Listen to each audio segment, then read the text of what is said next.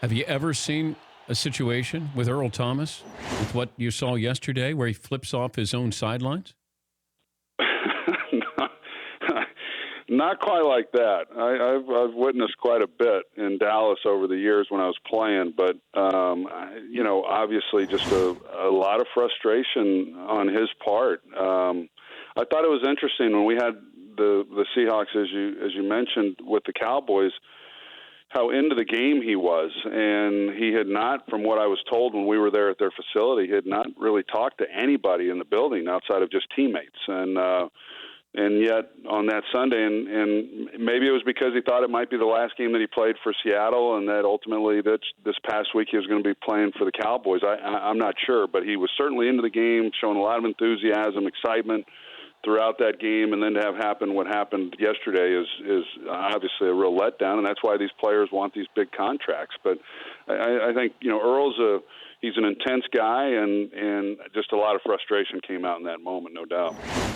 Yeah, I mean, Earl Thomas, I know that you wanted a guaranteed contract, or you wanted more money. I know that. But, it's just not the way to go out. It's just not. But that's it. Legion of Boom. Say goodnight. They are all done. The artist formerly known as the Legion of Boom. All done with that with Earl Thomas. And, here he wanted to play for the Cowboys. And I don't know what the Cowboys were holding out for. I think a second-round draft pick. And here's Earl Thomas, who has a great game against the Cowboys and then gets injured yesterday.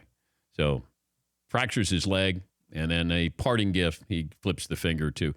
I don't know if that's to Pete Carroll, but it was to the Seattle Seahawks sideline. You would think if you're going to do it to management, you'd go up to the press box there or up to a suite.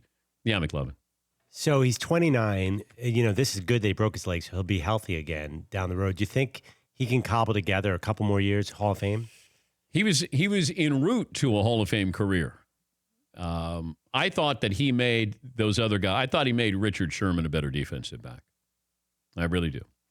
Richard Sherman might go to the Hall of Fame, but I think Earl Thomas should get half that jacket. I think Earl might go in over Richard.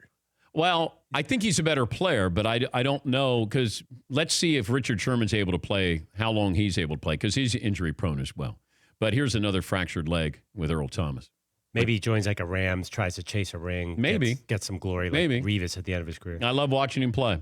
For more Dan Patrick Show, tune to Audience Channel 239 on DirecTV or download the Dan Patrick Show app.